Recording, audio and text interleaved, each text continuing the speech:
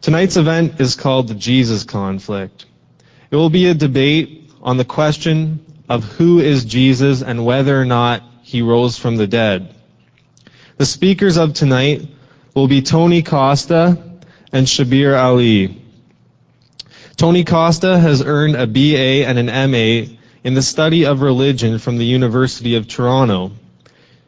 He is currently a PhD candidate with the University of Pretoria in New Testament studies. Tony is also a member of the Society of Biblical Literature and the Evangelical Theological Society. Tony frequently lectures in various churches throughout Ontario and has been on numerous television shows, including 100 Huntley Street and The Michael Coren Show. Shabir Ali holds a BA in Religious Studies from Laurentian University in Sudbury, Ontario, with a specialization in biblical literature, and a Master's in Religious Studies from the University of Toronto with a specialization in Quranic Studies.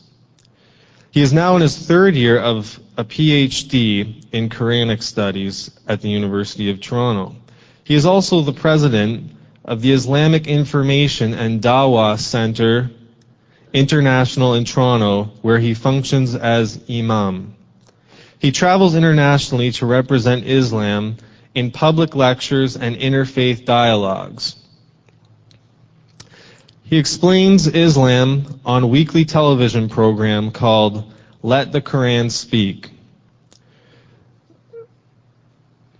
And this is on the Vision channel every Saturday night at 4 p.m. And past episodes of this can be seen at www.shabirali.com. Tonight's format is one in which one speaker will go first and speak for 15 minutes explaining their answer to the question of who is Jesus and did he rise from the dead. Then each speaker will have the opportunity to present a 7-minute rebuttal to each other's presentations, after which the speaker will have the opportunity to engage the audience with 5 minutes of closing remarks. At that point, the formal part of the debate will come to an end and there will be a brief break, at which point we would also like to get your feedback and your comments on this event. There will also be a question and answer period. At this point, we just ask that you turn off any cell phones that you might have, and just to comment that tonight's debate will be appearing at The Conflict at www.theconflict.ca in a few days. So if you happen to ask a question, there's actually a consent form at the podium where you'll be asking, because this will be posted online. So if you're asking a question, just please recognize that there is a chance you will be appearing on the internet. Please join me in thanking the debaters for coming tonight. And the first speaker will be Mr. Costa. Thank you.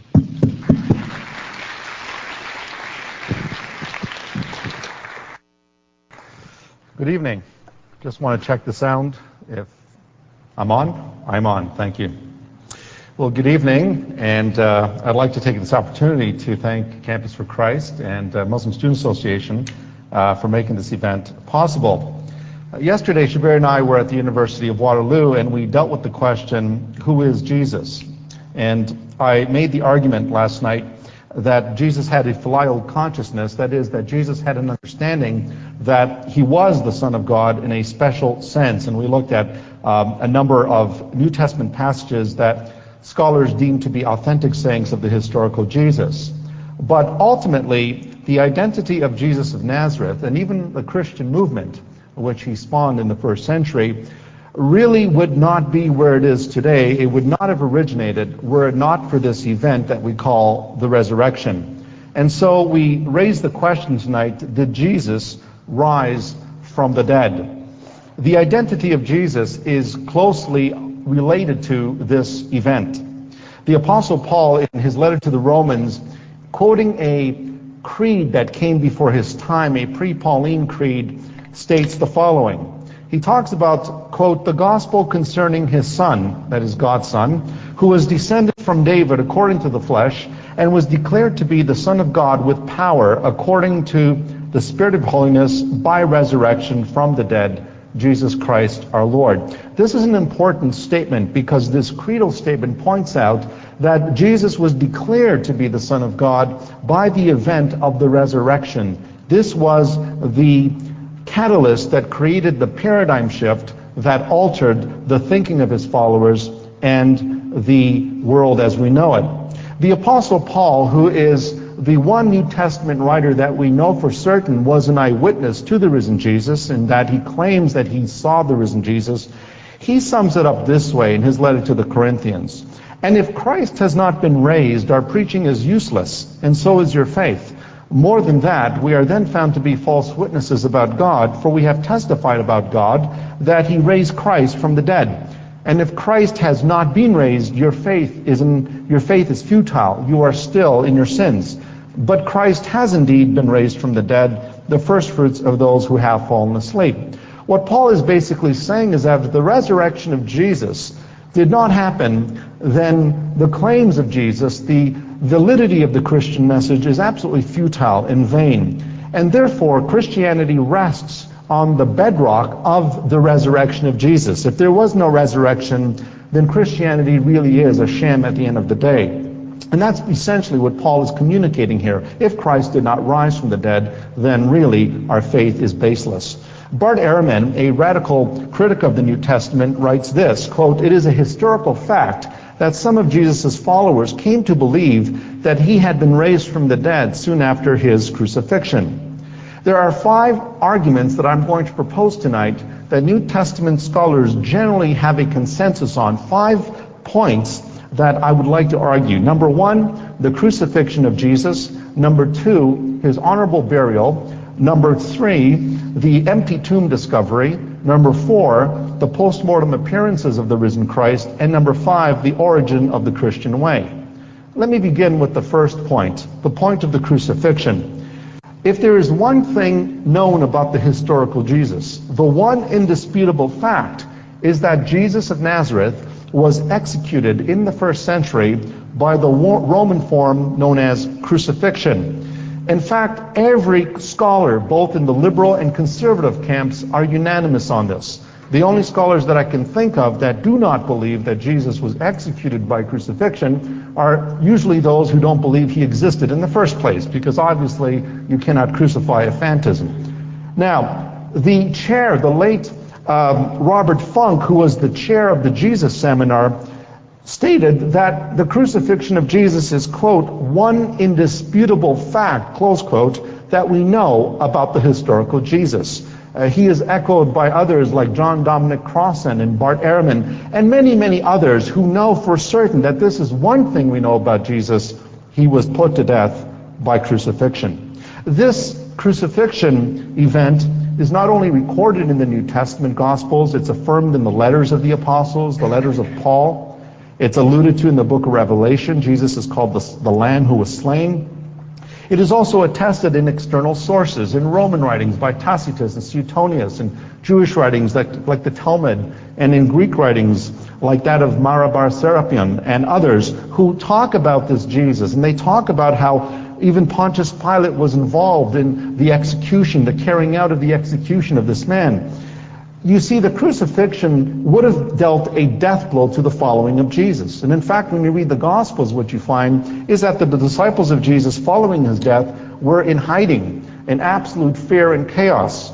In fact, N.T. Wright, a British scholar of the New Testament, in his tome, The Resurrection of the Son of God, points out that Messianic movements in the first century had one thing in common. For the most part, they were revolutionary movements trying to break off the Roman yoke. But what would happen is that when Messianic leaders would be put to death or killed, the movement would usually disband and it would cease to exist. Why is it that the Christian movement came to continue to exist? Why is it that when Jesus was put to death, his movement simply didn't dissipate into the mists of history? Well, because it didn't end there. It could have ended there, but it did not end there. Something happened that caused this movement to reemerge and to explode throughout the Roman Empire. The second point that scholars are generally agreed on is the honorable burial of Jesus of Nazareth. The burial of Jesus is recorded for us in the Gospels, it's recorded for us in the book of Acts, and it's also spoken of by Paul in the early creed that he quotes in 1 Corinthians 15, 3-4, that Christ died for our sins according to the Scriptures, that he was buried, and that he was raised again on the third day according to the Scriptures, and that he appeared. Paul essentially gives us in capsule form a miniature version of the Gospel accounts, the death, the burial, and the resurrection and appearances of Jesus. This event is so grounded in history that it led the Cambridge professor John A.T. Robertson to state that the honorable burial of Jesus is, quote, the earliest and best attested fact about Jesus. And even the radical critic Rudolf Bultmann himself admitted that this was purely historical. There was no embellishment of mythology or legendary material in the earliest sources.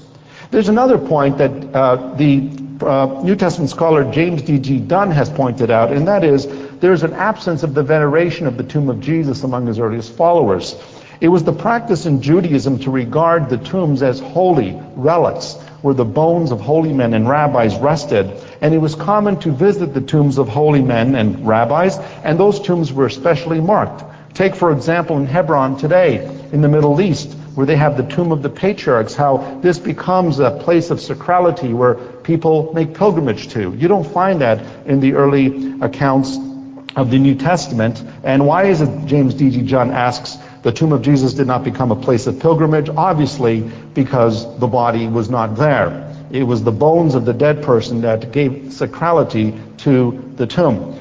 The third point is the discovery of the empty tomb. The New Testament Gospels tell us that on the third day following the execution of Jesus, a number of his women disciples came and discovered the tomb to be empty. This empty tomb is attested multiply in Matthew, Mark, Luke, and John, and clearly implied in Paul's letter to the Corinthians, where he points out that Christ died and he was buried and he was raised again.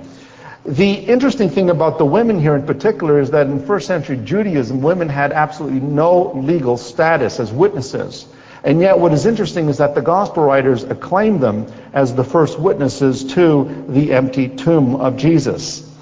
The other thing we have to realize about the empty tomb is that the discovery of the empty tomb also rests on good historical grounds. According to the Austrian specialist in the resurrection, Professor Jacob Kramer, he states, quote, by far, most exegetes hold firmly to the reliability of the biblical statements concerning the empty tomb. D.H. Van Deleen also points out, it is extremely difficult to object to the empty tomb on historical grounds. Those who deny it do so on the basis of theological or philosophical assumptions. The fourth point that I want to bring out tonight is the post-mortem appearances of Jesus. That is, that the disciples experienced appearances where Jesus would come to them, speak to them, eat in their presence, and communicate with them. The appearances of Jesus are described in the Gospels and in the letter of Paul to the Corinthians as appearances to individuals, to groups of people. He appeared to skeptics like his brother James, to enemies like Saul of Tarsus. He appeared in different locations and in different situations. Gerd Ludemann, who again is one of the sharpest critics on the resurrection of Jesus, had to concede the point, quote, it may be taken as historically certain that Peter and the disciples had experiences after Jesus' death in which Jesus appeared to them as the risen Christ. And so, again, we have so far the crucifixion of Jesus, the burial of Jesus, which would indicate that the burial site of Jesus was known to both Jew and Christian alike. They knew where he was buried. We have the discovery of the empty tomb. We have the post-mortem appearances of Jesus to his disciples. And this leads incontrovertibly to the fifth point. And that is that these four constitute together the fifth point, that this marked the origin of the Christian way. And virtually all scholars, again, are unanimous on this. It is an indisputable fact that the origin of the Christian way rests on the resurrection of Jesus from the dead. Whether you believe he rose from the dead or not is irrelevant. That is a fact that his early disciples truly came to that conviction, and the Christian movement began with that point. Luke Johnson of Emory University argues, quote, some sort of powerful transformative experience is required to generate the sort of movement earliest Christianity was. N.T. Wright also admits, quote, that is why, as a historian, I cannot explain the rise of early Christianity unless Jesus rose again, leaving an empty tomb behind him. The other point that we should recognize about the resurrection of Jesus is that it is falsifiable. What I mean by that is that the early Christians and the Jews had a concept of bodily resurrection. That is, when they spoke of resurrection, they spoke of the rising up again of the bodies of the deceased. And so if the early Christians were preaching that Jesus had been bodily raised from the dead, the best way to falsify that claim would be to produce the body. And the antagonists of the Christian movement were never able to do this. Consider another alternative. They could have easily have made an unfalsifiable argument. They could have said, well, Jesus' soul went to heaven, or Jesus' spirit was assumed into heaven. Well, there's no way of disproving that one way or the other. You can't prove that. You can't disprove that. That's an unfalsifiable argument. But with the bodily resurrection, you have something that is falsifiable. And one thing the early antagonists could not do was disprove this. Now, what are some of the consequences of this resurrection? Well, we see a radical change in the disciples of Jesus. Most of them went to their deaths as martyrs, professing Jesus as the Lord, as the risen Christ. The other thing that we should note is the conversion of the brother of Jesus, which Paul mentions in 1 Corinthians 15, verse 7. Hans Grass, a prominent German theologian, pointed out that this is one of the strongest arguments for the resurrection of Jesus.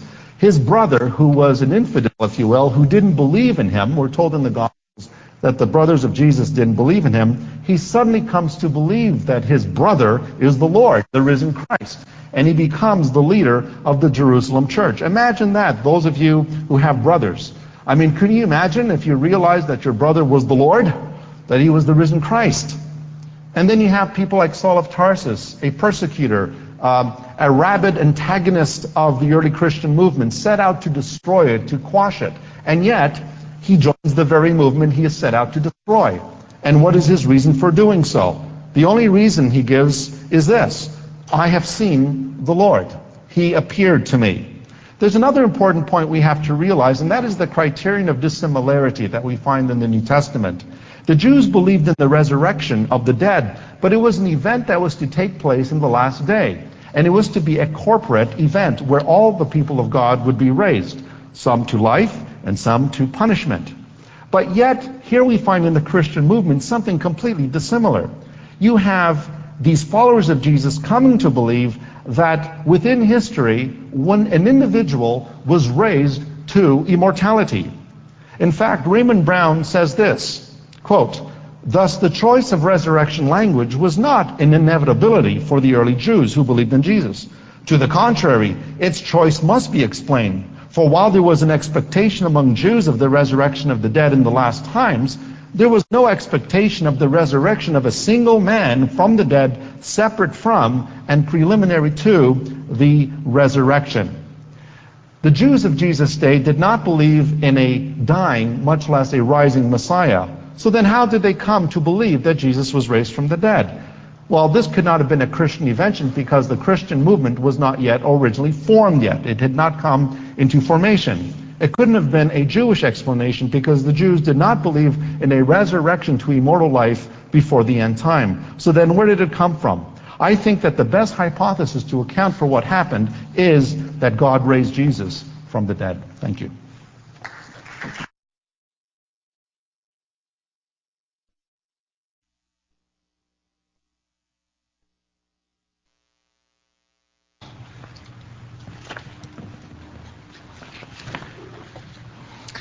Thank you, Tony, for that delightful presentation. Folks, I begin by praising our Creator and Fashioner, and I thank Him for bringing us together tonight in such an amiable atmosphere in which we can think about things that are important for us in this life and for our eternal salvation.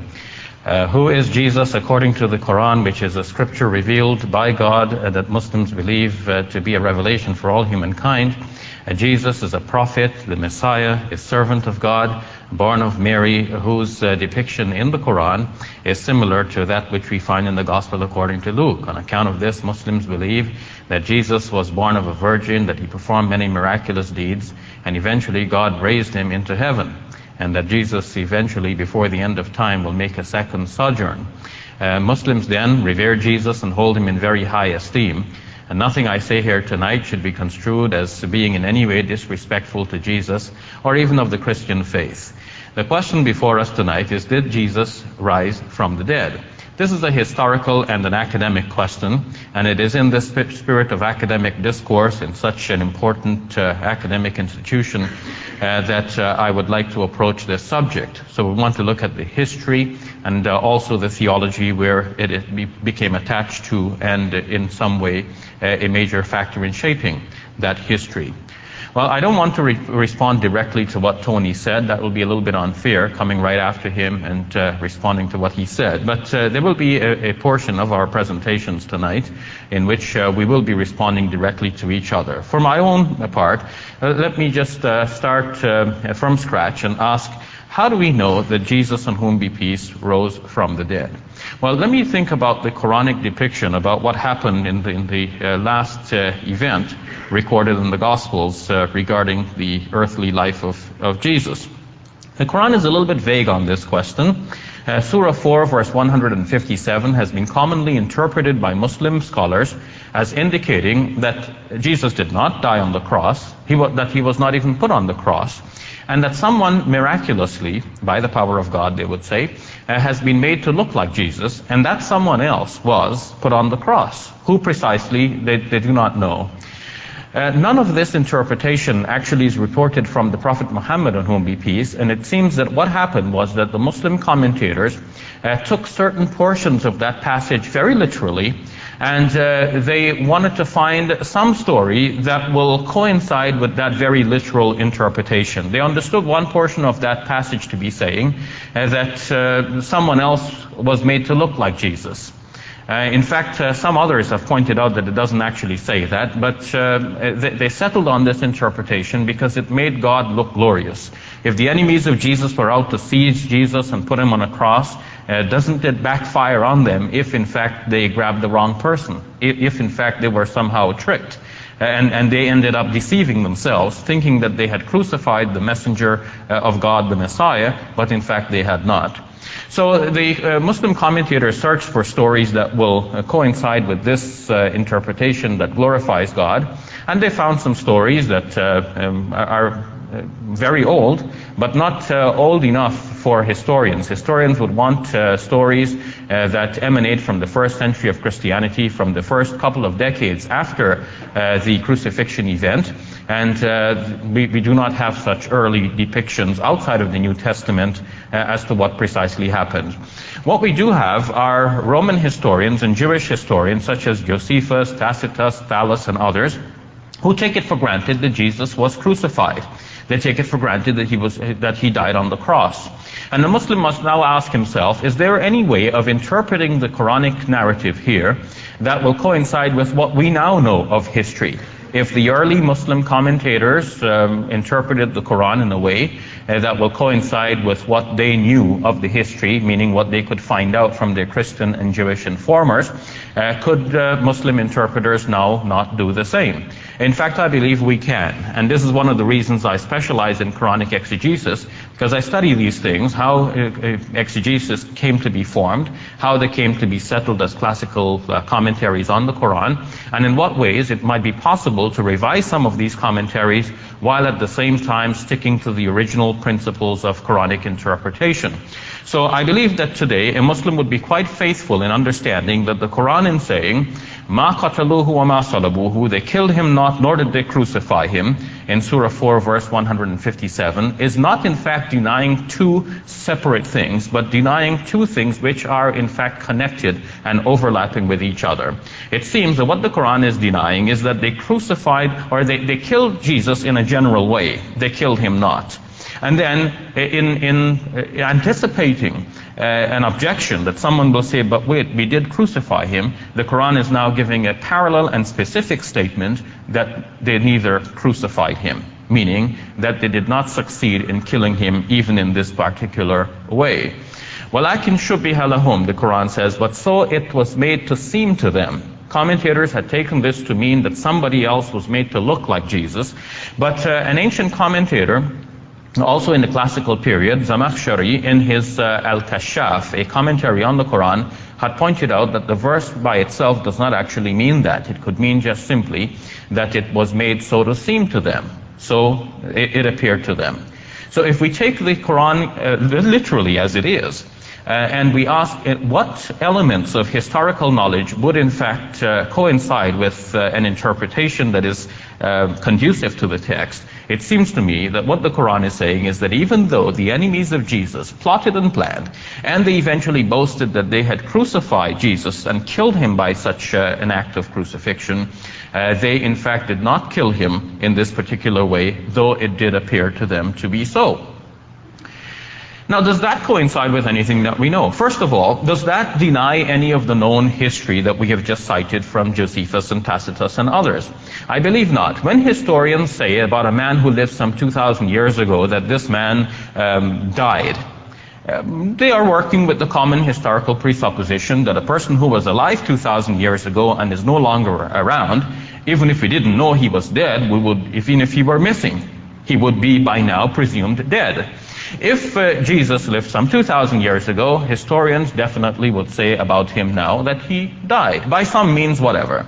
And of course, the ostensible records of any historical event would be taken to be the fact unless there are some overriding grounds for thinking otherwise. And so the earliest records we have closest to the time of Jesus are in fact in New Testament documents, earlier than those historians that we cited. And naturally, these Gospels, the Gospels and the other New Testament writings, do say that Jesus died on the cross, and that is what historians will go by. They will say it's no overriding reason for disregarding the evidence that is given in these New Testament writings.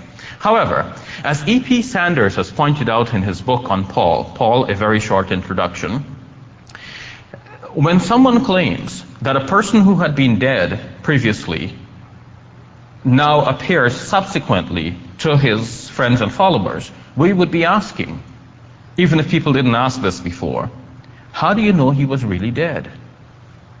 Now, we know in our modern times we have a battery of tests to make sure that the person is really dead. And this comes after a long history of mistakes that have been made in burying people before their time was really up. How do you differentiate between a person who is in a deep sleep, in a coma, and a person who is actually permanently dead? Well, nowadays we have the EEG test, the ECG test, and we have a battery of response tests to make sure that the person is absolutely dead. And even then, we have invented the modern morgue to place a person there in holding for a little while at least, till we are so certain that the person is dead that burial should be without any error or mistake. Now, it seems that in the ancient world, there were mistakes being made. And there's an interesting reference that I brought to share with you from a book by John Rousseau and Rami Arav, a book entitled Jesus and His World, an archaeological and cultural dictionary. They actually cite a passage from the Talmud, which actually encourages people to go and visit the tombs of dead persons on the third day. Because they said that mistakes have been made in the past. People have been buried alive, and it was possible that a person might be discovered to be alive. And they said that there was actually the case of one particular person who was found to be alive when his tomb was visited on the third day, and he went on to have children. So in that case, we have an explanation for why the female disciples of Jesus went to visit the tomb on the third day. Some of the Gospels have it that the women were going to anoint the body of Jesus with spices. But think about it. The Gospel according to John says that Jesus at the time of his burial was anointed already and wrapped in 120 pounds of myrrh and aloes. He was already given all of the spicing to be prepared for burial. And all the Gospels assure us that the women were close at hand, so they were aware of the proceedings. Why would they then go out of their way, even on the Sabbath or just shortly after the Sabbath, to go and find spices in order to anoint the body of Jesus? Moreover, how would you anoint a body that is already dead and decomposing 3 days after the fact, when the methods of preservation were not already applied to that body? So it seems that the women were not going to anoint the body with spices, but they were going merely to see the tomb. Scholars generally agree that Matthew's Gospel is the most Jewish of the 4 Gospels. Matthew's Gospel shows more knowledge of Jewish customs and traditions than the others do. And Matthew's Gospel, curiously enough, does not say that they went to anoint the body of Jesus. He merely says that they went to see the tomb. Now, Jesus obviously was dead. But was he so obviously dead? Was he as dead as John the Baptist was? John the Baptist's head was severed, and his head was delivered up on a platter. You can be sure that this man is dead. But does crucifixion kill a person quickly? Josephus, a Jewish historian from the time, actually writes that on one occasion he was surprised when he arrived into town and he found that 3 of his friends were crucified. And he used his influence to have them removed from the cross and given medical attention. 2 of them died anyway, but 1 of them did survive. According to the best studies done on crucifixion, it takes a few days for the crucified victim to die. As the British scholar Tom Wright pointed out, the point of crucifixion was not to inflict pain on the person, even though it did inflict excruciating pain. But the point of crucifixion, more so, was not to kill the person quickly, but to put him to shame. And the longer you had him hanging on the cross, naked and exposed to all of the elements and to onlookers at the crossroads where everyone would pass by and mock you, that was the point of crucifixion, to keep you in this situation of shame. So they actually would give you the drugs to prolong life rather than to kill you. Is it possible that Jesus survived the cross? Well, yes. The Gospels narrate that Jesus was killed under the aegis of the Roman governor Pontius Pilate. But Pontius Pilate, according to the Gospels themselves, did not have a vested interest in killing Jesus. Rather, he must have had the opposite. On several occasions, he tried to release Jesus, and he pleaded with the crowds to let him release Jesus, but they wouldn't let him, until eventually he came forward and he washed his hands publicly of the blood of this man. Now, a symbolic act like that would convey to all of his underlings that he has no interest in killing Jesus. Eventually, he gives the go-ahead when they threaten that if he does not allow for Jesus to be crucified, then they would report him to Caesar.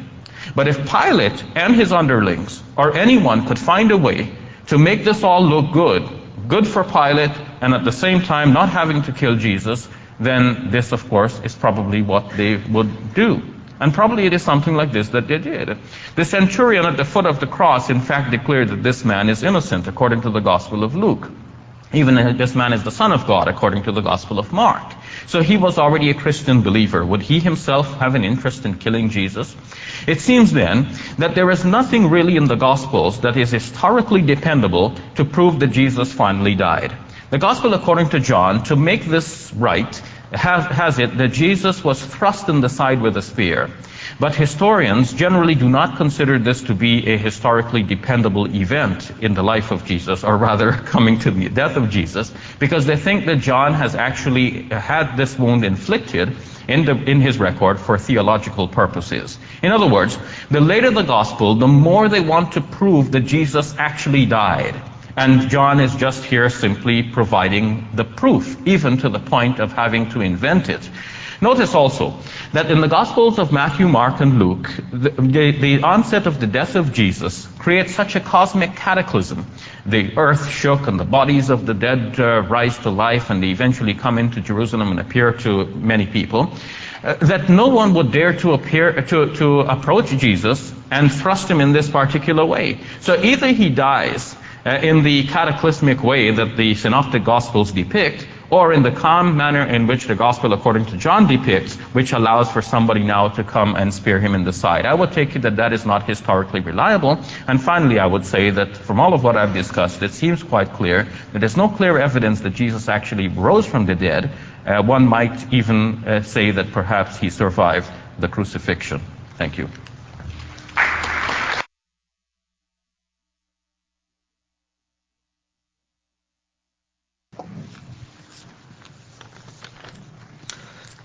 Remember in my introductory speech I mentioned 5 basic points that scholars generally agreed on when it comes to the resurrection of Jesus from the dead. And during the rebuttal period, Shabir, I guess, will address these, but if you notice, Shabir did not deny, as of yet, at least the first 3, or at least the first 4 points that I mentioned, basically the crucifixion, the honorable burial of Jesus, the discovery of his empty tomb, and the post-mortem appearances. Shabir seemed to concede that these are historically reliable events. The only problem, of course, is the first part. Shabir believes that Jesus was crucified, he was placed on the cross, but he did not die on the cross.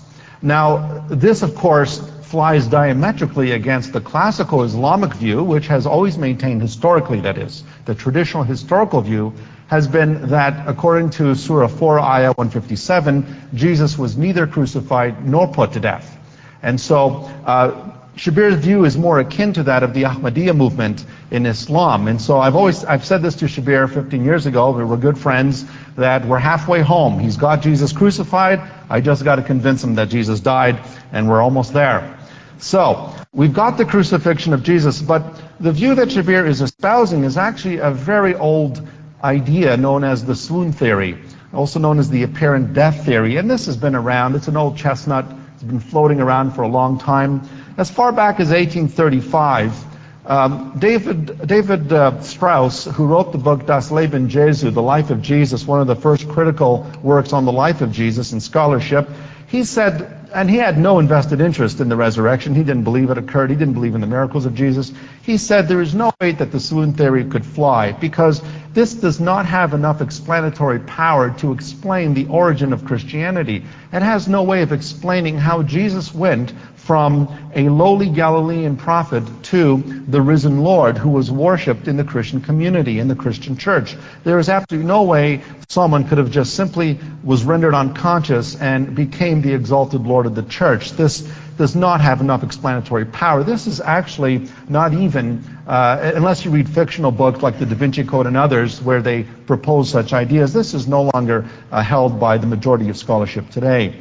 The other point I wanted to mention as well is that I appreciate that Shabir mentions that Surah 4, Ayah 157 is vague, and it is, because the Quran does mention the death of Jesus in Surah 3, Ayah 55, and Surah 19, Ayah 33. And various interpretations have arisen in light of the fact of the traditionalist view that Jesus was not crucified or put to death. But what I want to propose tonight is to consider the fact that in the Quran, in Surah 4, Ayah 155, and Surah 5, Ayah 70, it points out that previous prophets of Allah were sent to the people, and many of them were persecuted, and others were slain. They were put to death. Now, if Muslims do not make a difference among the prophets, if they make no distinction among the prophets of Allah, then why is it that Jesus gets out scot-free here? Why is it that other prophets were put to death, and yet Jesus had to escape this type of fate? It makes no sense, unless, of course, there is distinction among Jesus and the other prophets. The other point that has to be mentioned is that Shabir calls into question the gospel accounts that mention the death of Jesus. All of the gospel accounts maintain that when Jesus died on the cross, he committed his spirit into the Father's hand, and it clearly states that he gave up his spirit, which is a Semitic expression, to die, to expire. To give the spirit, to give up the ghost, means to die. And all of the gospel accounts maintain this. We have multiple attestation on this point, also corroborated in the book of Acts and also by Paul. The question we have to ask tonight is, why is it that scholars do believe that Jesus died by crucifixion? And I submit to you tonight that the weight of evidence leans strongly in that direction. Shabir mentioned the Talmud. Yes, the Talmud does mention the third day. You should visit the tomb on the third day. This is based on the Jewish belief that the soul resides around the body until the third day, after which it enters into its final state. So that was based on a Jewish interpretation of the post-mortem status of the soul after physical death. But what he did not mention to you is that in the Talmud, in Sanhedrin 43a, we are told in the Babylonian Talmud about the death of Yeshua, of Jesus. It tells us that on the eve of Passover, they hung Yeshua, and that there was a cry sent out, if there was anyone to come and plead his case, come on forward and admit it. The Talmud admits that Jesus was crucified because he was a blasphemer, a sorcerer, and an idolater. And in fact, what was the charges brought against Jesus? Well, the religious establishment accused him of blasphemy. And the Romans saw his act, or the claim to being a king, to be a treasonous statement.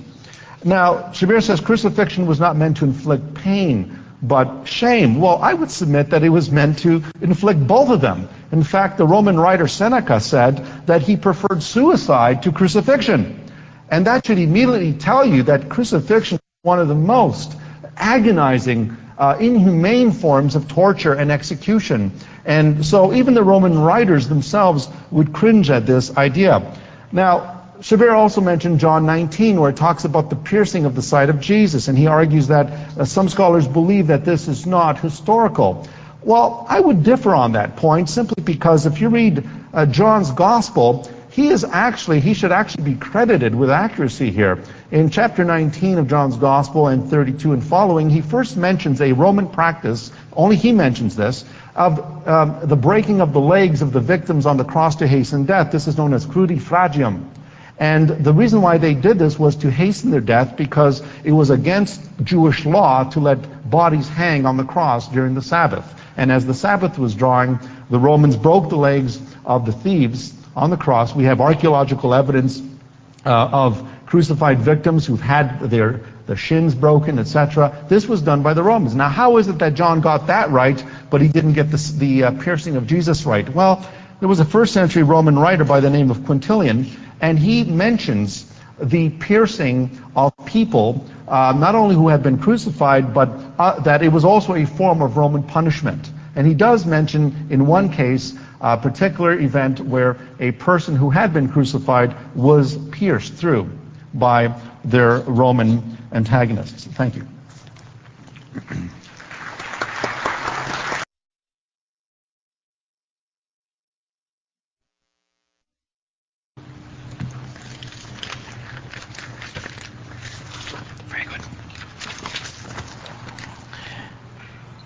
Thank you, Tony, for that excellent response. I would like to respond to some of the things that Tony has presented. First, by talking about the breaking of the legs. We're not saying that John's Gospel is so entirely unhistorical that everything it says has to be discounted automatically. Scholars do recognize that there are some items in John's Gospel which are in fact quite historical.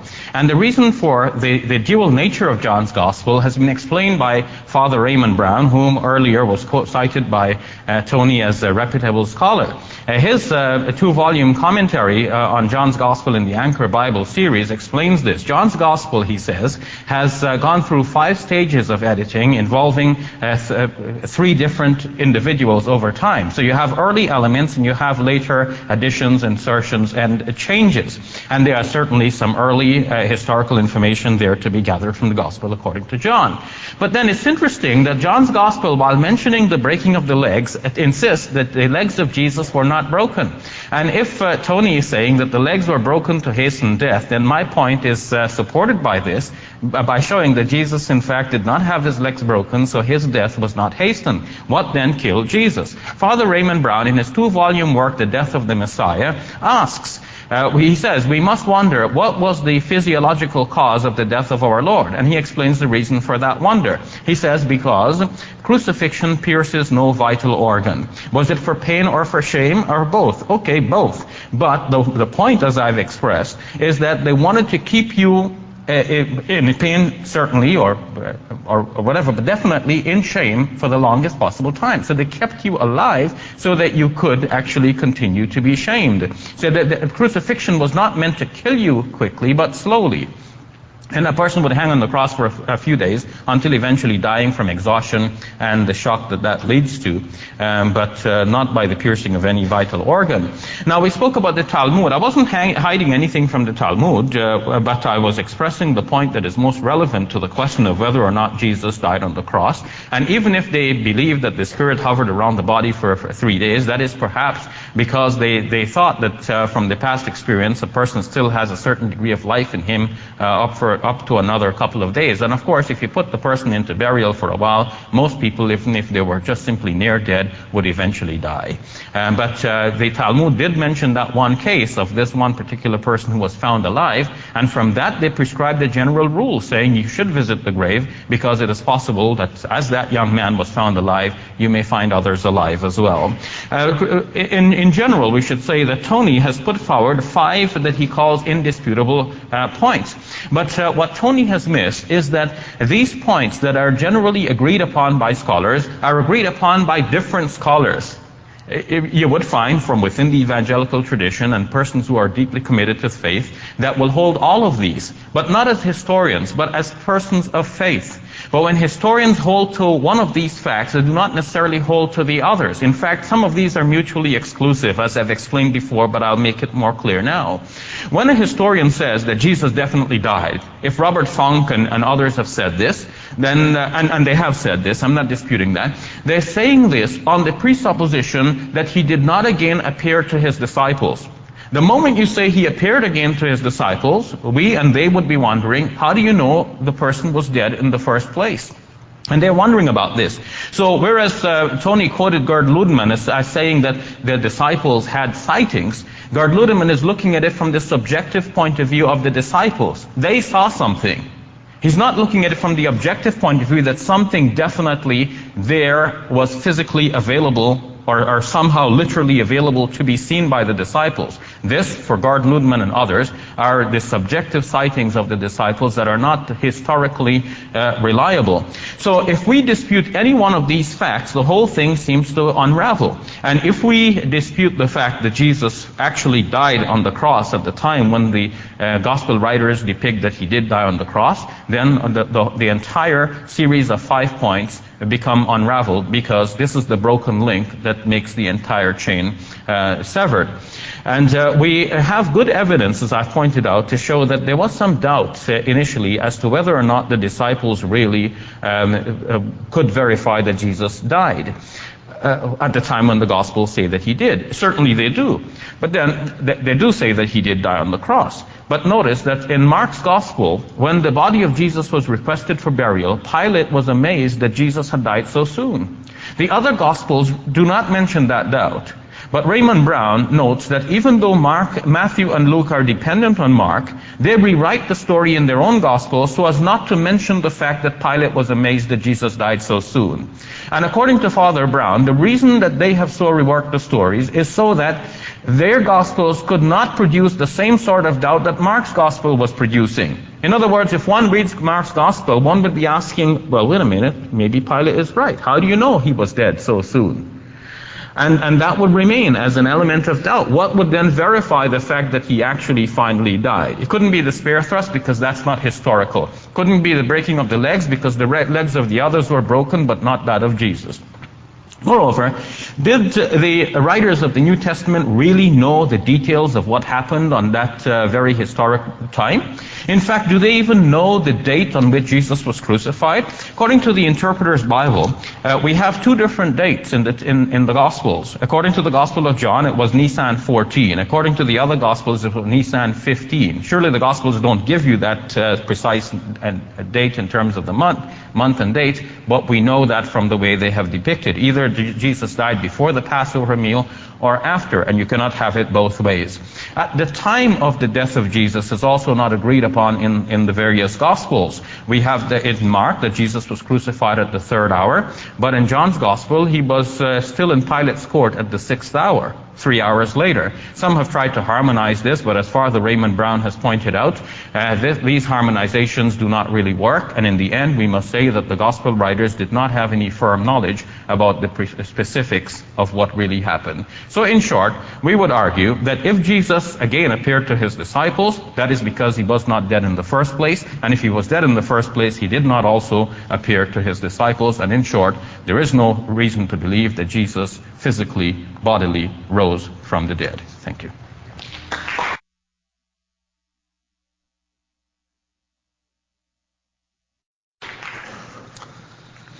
In my remaining time, I'd like to just once again recap on where I started with the 5 points. I want to submit once again that these 5 points are points that are generally agreed by New Testament scholars. The crucifixion of Jesus, his honorable burial, the discovery of the empty tomb, the post-mortem appearances, and the origin of the Christian way. Now, these are not all held by scholars of faith. That is not true at all. The crucifixion of Jesus is accepted very unanimously by a number of scholars. His honorable burial is accepted. Gerd Ludemann accepts that as a historical event, and Ludemann is no conservative scholar. The post-mortem appearances, again, Gerd Ludemann points out that it can be taken as historically certain that the disciples and Peter did indeed have post-mortem appearances, experiences of post-mortem appearances where Jesus appeared to them. I am not saying that the disciples were hallucinating here at all. This was not a hallucination situation, because when Jesus did appear, he appeared to sets of people. At one time, Paul records that he appeared to 500 brethren at once. It would be quite odd to have 500 people hallucinating the same thing at the same time. I can grant that to individual subjective experiences, but not 500 people or a group of 11 disciples. The empty tomb, the post-mortem appearances, the origin of the Christian way, these are things that are unanimously agreed upon. The reason we have to ask tonight why Shabir rejects these points is, I think, quite clear. What is the criterion that Shabir is utilizing? It is not the historical critical method. I think the point that is coloring Shabir's lenses here is, again, the Quran. He has to deny the death of Jesus simply because the Quran denies it. That's the criterion that he is following tonight, not the historical critical method that scholars generally follow. The other point is that all of the Gospels agree unanimously. There's independent attestation that when Jesus gave up his spirit, he died. That is the unanimous consent. And Shabir mentions the fact that in Mark 15, when Jesus dies and the report is given to Pilate, that Pilate is surprised that Jesus is dead and that he had died so soon or so quickly than what is generally accepted. But the passage goes on to mention that Pilate asked the centurion to confirm whether he was dead or not. And only after his death was confirmed by the centurion did he allow the body to be given into the care of Joseph of Arimathea for burial. So the fact is that what Mark is anticipating is precisely the very question that Shabir has raised tonight. Is there a doubt that Jesus was alive? And so he points out that the centurion confirmed the death of Jesus, if you will. He gave the death certificate, if you will, and confirmed it to Pilate, who in turn allowed him to take the body into his care. Now, the question about the Passover and whether Jesus died on the Passover, whether he had the Passover the night before, etc. This is a issue that deals with the fourth gospel and its relationship to the synoptics. These are not irreconcilable at all. In fact, the fourth gospel is following, many scholars believe that John is following a different time, a reckoning of time than the synoptics are following.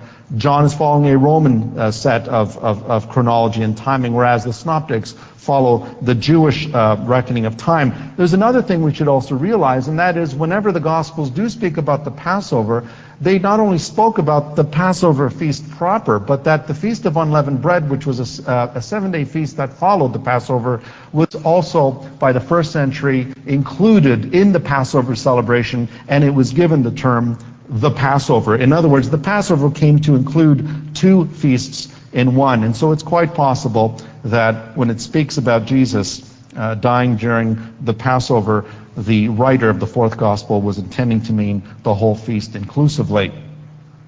Now, I want to end with this, and that is that the reason why I'm testifying to you tonight about all of this is not because I'm trying to finish my PhD dissertation, but because I want to share with you that I met the living Christ. In my teens, I was raised in a very religious home, but I never had any sense of peace with God. I always had the sense that God was a judgmental God, a terrible God, a God who would punish me for my sins. And I was once challenged to take up the New Testament and to read it. And I can admit to you tonight, when I read the words of Jesus, his words were arresting. They were magnetic. I was attracted to his person, and he changed my life, and I believe that he can do the same for you tonight. Thank you.